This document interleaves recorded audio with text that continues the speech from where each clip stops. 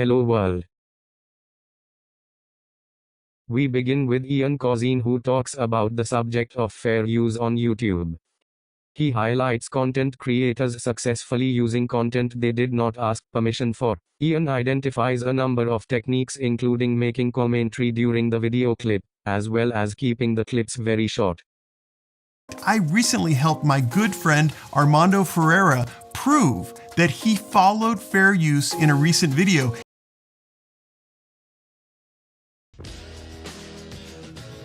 On the opposite side of short clips is Aussie Man Reviews. Aussie Man made video that reviewed all 8 seasons of the Game of Thrones series. Instead of using 3 to 5 second clips, he created video that was 7 to 12 minutes long. Each video consisted entirely of clips from the HBO show. The value Aussie Man added was vocal commentary about the plot, as well as about the artistic videography. Finally, Aussie Man has a voice and dialect that is unusual to most native English speakers, and this enhanced the value of the commentary. This fucker gets his head chopped off. This fella is allowed to live. Lord Eddard Stark doesn't like it, but the rules are the rules, so he cuts his fucking head off. Meanwhile, at King's Landing,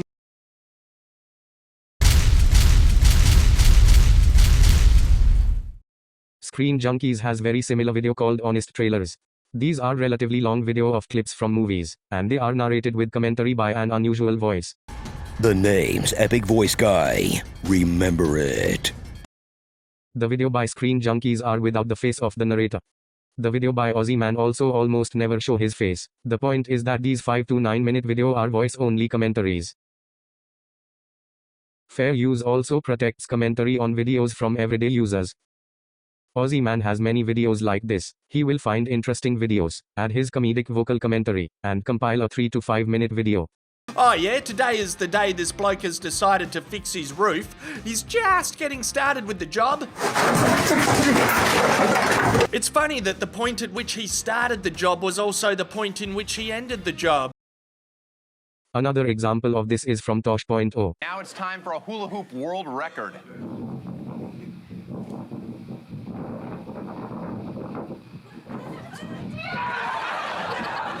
That is pretty impressive. Here, additional transformative value is added by attempting to do what was observed in the original video.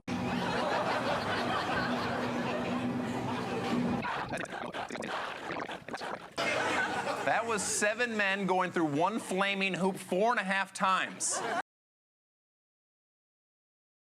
Next is a category of reaction videos. This is where someone records themselves watching a full video. The value they add in the newly created video is their reaction. In other words, their facial expressions and their words as commentary.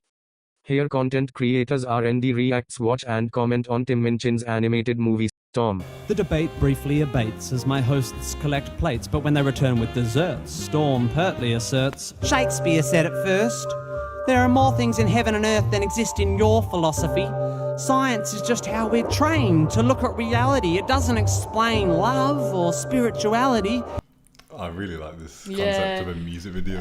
I'm really into it. I really want to know where this ends up. Yeah, literally. Here is a reaction to the same movie by content creator Magnify Reacts. We're only on pre-dinner drinks, and across the room my wife widens her eyes, silently begs me, be nice. A matrimonial warning. Dude, the way the flow in the words that he's choosing to use, man, this is high level poetry right here. And he's actually changing pattern. This is, if you ain't never heard it before, you're going to enjoy this one. Notice how he attempts to further protect himself within the fair rights umbrella by placing an image over the animated movie.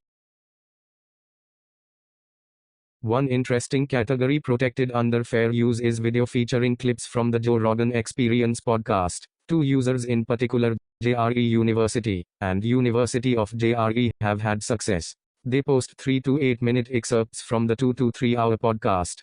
I think it actually is even crazy that he's admitting that, you know? Well, I mean, good for him, absolutely. For the people who game it, there's a whole emergent psychological literature concentrating on dark tetrad traits. These video excerpts are not cut or edited. They do not have significant additional graphics, and there is no commentary by either JRE University or University of JRE.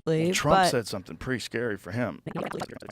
Talking about it, see, I told you that this was real, and they've been lying, and it would also prove that Biden lied during the debates. So that's how a Machiavellian operates. A narcissist, that's the next part of the dark triad, is someone who wants social status without doing any of the work. They want all the attention.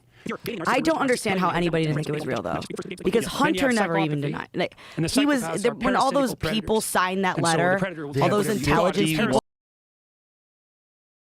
Perhaps now is a good time to reference the rules according to United States law and YouTube. Here is Section 107 of the United States Copyright Act, and what YouTube says, specifically about the 4 factors of fair use. One of the takeaways is about the concept of taking the original work and transforming it. Ian references this in his video by explaining how the content creator's video was not a substitute for the original work either artistically or financially. If you look, regardless of whether or not you agree with the opinion or not, it is his opinion, and he's making it about the art. What's really amazing is he's not stealing the commercial value of these clips. The reason why you're tuning in is to hear PewDiePie's commentary about these clips. So it's a really, really great example of fair use. Curiously, it is not clear how University of JRE or JRE University are being transformative. There is no commentary or artistic changes to the originals. Joe Rogan's podcasts are known to be many hours long. Therefore, perhaps it may be argued that 3 to 8 minute video, even if they are totally unedited, are obviously not a substitute for a 3-hour podcast. Alternatively, these videos do infringe on the copyright. However, Joe Rogan does not make any claims about it. It is further possible that none of the millions of viewers of these videos are making a fuss about it. Finally, perhaps YouTube also does not mind. If this was all true, then would not that be a wonderful outcome for everybody involved? Another similarly interesting case of fair use involves compilations of political cartoons. These content creators make videos that are similar to the Joe Rogan video in that there is no additional commentary in them. Perhaps, like the Joe Rogan video, the artists of the originals are happy to have their art shared, nobody complained, and everybody wins. Several examples exist where fair use protects animated political parody and commentary. Here are some short video about world-renowned politicians from So Sorry, Crazy Mult and Freedom Tunes.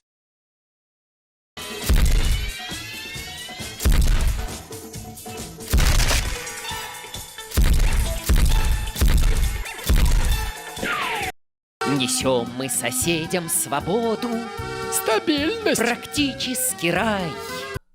Mrs. Harris, how many people do you believe have crossed the borders? Miss Harris.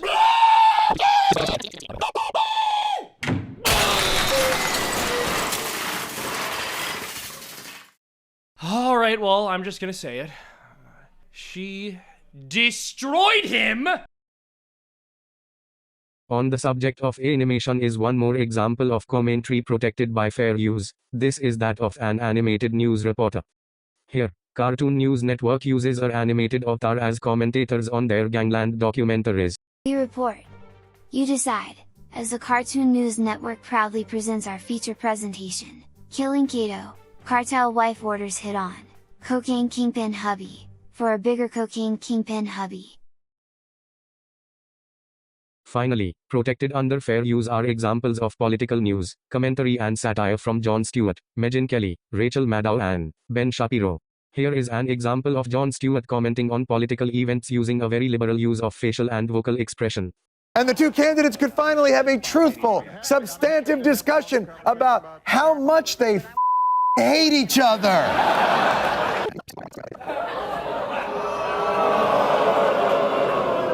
I believe you meant to add mother.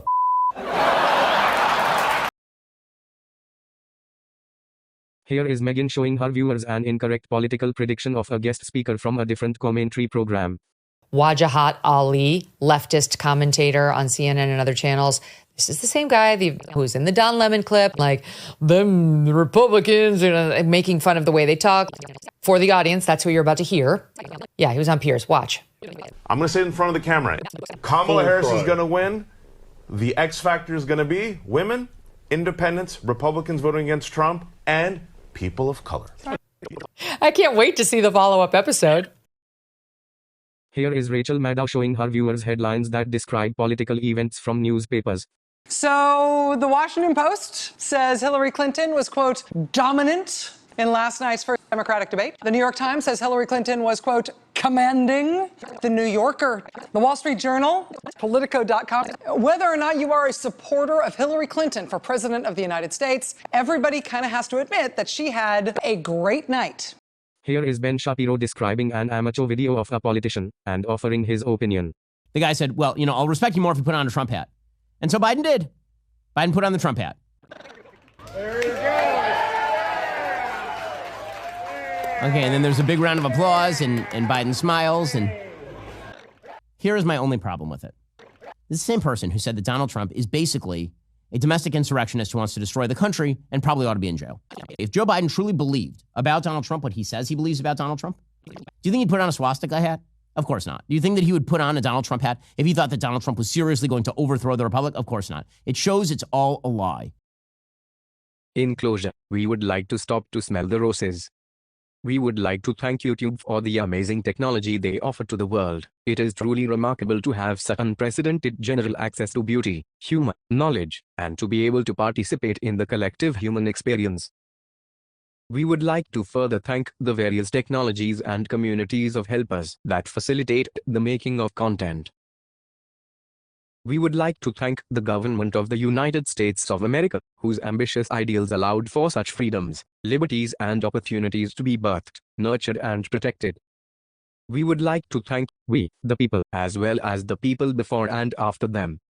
Finally, we would like to thank God for whatever machinations are behind this unfathomably complex and amazing enterprise we find ourselves within.